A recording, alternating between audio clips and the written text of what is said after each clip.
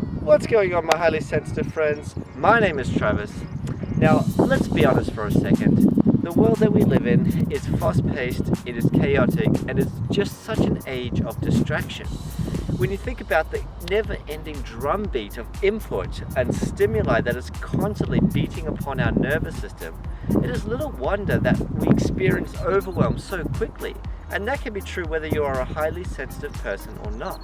But what can we do in those circumstances where we are stuck in a situation that is overwhelming? How can we navigate that successfully so that we can use our sensitive gifts for the positive and not have to stress out and deal with overwhelm on a consistent basis? Well, I'm glad you asked. I've got 5 tips that I'd love to share with you on how to successfully navigate any overwhelming situation. So tip number 1. This is something that I learned from reading about the Navy SEALs. Now, as you know, the Navy SEALs go through some of the most chaotic situations that any man or woman can ever hope to experience. Their ability to remain calm and to remain focused could be the difference between life and death. So what is it that the Navy SEALs do to remain steely calm and steely focused when everything is all falling apart? Well, they use a technique called box breathing. And box breathing is a very simple, very effective way to lower our heart rate and to focus our prefrontal cortex on the task at hand. And it is simple to use, and it goes like this.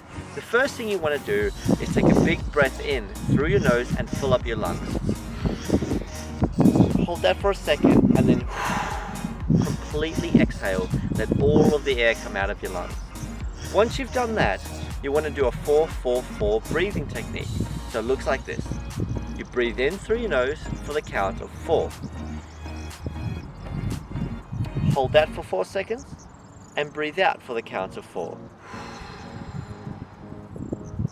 And you want to repeat that between 3 and 5 times, or as many times as is necessary for you. And what you'll find is you'll instantly start feeling calmer, more relaxed, and more able to focus on what you need to do. The second tip that I want to share with you also comes from the Navy SEALs, and this is a fantastic thing to do straight after you've done box breathing. I learned this from watching a video on YouTube from an ex-Navy SEAL commander named Jocko Willink. Now, Jocko was explaining that when he was in the SEALs, he was in Iraq, and him and his squadron were on top of a rooftop trying to secure a location, when they were ambushed out of nowhere by the enemy forces. Now, it was nighttime, they couldn't see the enemy forces, and they were outnumbered. So in this chaos, Jocko did what we're going to go through now, which is prioritize and execute.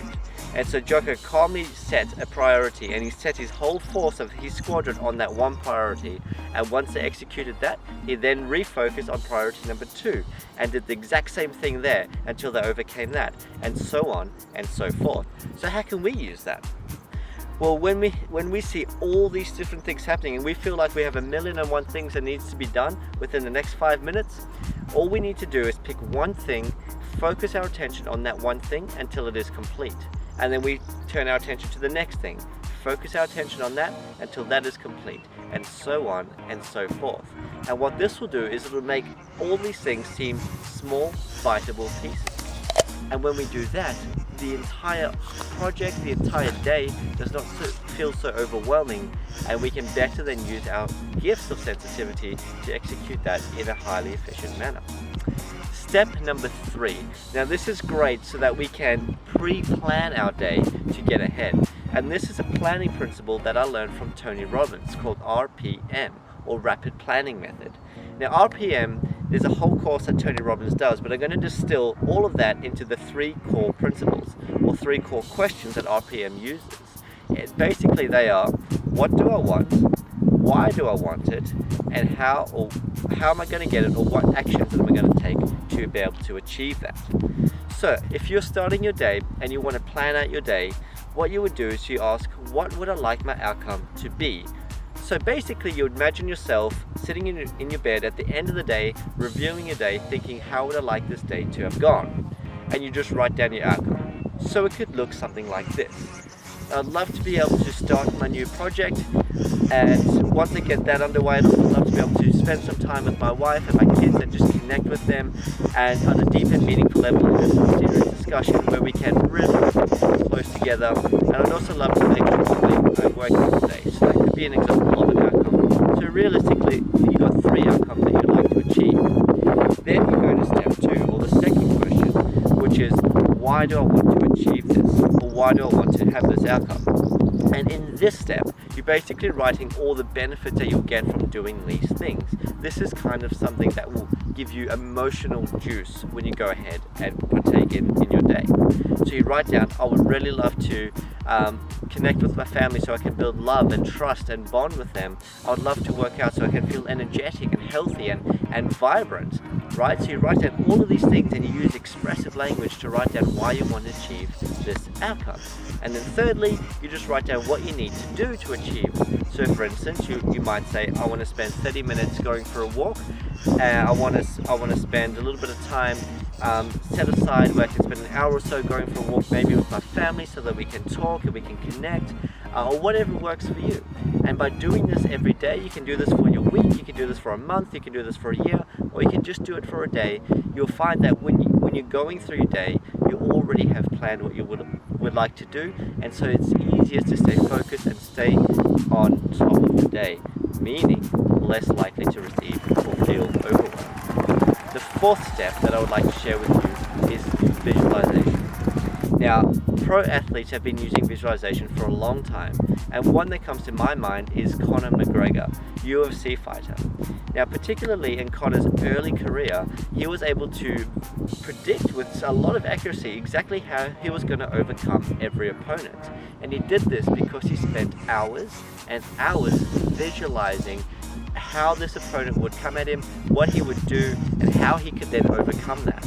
And because he was able to visualize this or rehearse this in his mind so many times, when it came time to enter the ring, he was calm and he was focused, because the key principle that he's working off here is that the mind doesn't know the difference between what is real and what is visualized if you visualize it in detail. And so basically, in Conor McGregor's mind, his mind was already under the impression he has done this 1,000 times, so he is not overwhelmed by the situation. So again, how can we use that in our lives? Well, visualization doesn't have to be hard or complicated. There's only really 2 things you need to pay attention to.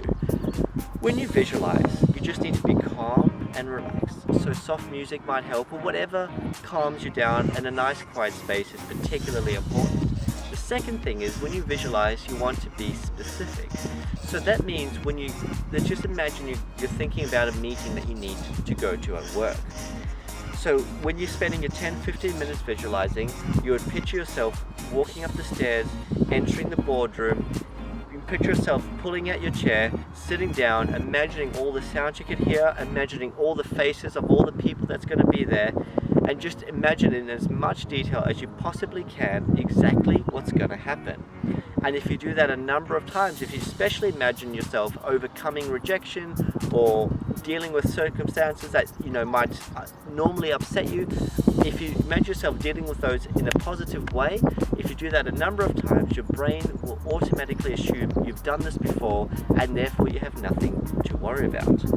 And that brings us to the 5th and final step, and this is particularly useful if we have just experienced a very busy, very overwhelming day, and that is journaling. Now, this is something I've only recently started, but I must be honest, it is fantastic. So what I do at the end of my day is I just write down, and it doesn't have to make sense, I just write down everything I can think of about my day, particularly the things I experienced and how I felt about that. And this is so great because it just gets all of this out onto paper, and if I'm writing a negative experience down, I can throw it out, and that's just like this beautiful symbolic message that is now that feeling, that emotion has left me. I can then reset and get on with my day. So if that's something that you have done in the past, that's fantastic, and I really encourage you to continue to do that. So those are my 5 tips, guys. I'd love to hear in the comments if you've used any of those. Of course, those are not the only 5 things you can do for Overwhelm. There's a million things you can do, but I'd love to hear if you've used those in the past. If you've done something different, please comment below and let me know how you went with that. Otherwise, you guys have a fantastic day, my sensitive friends, and I look forward to seeing you on the next one.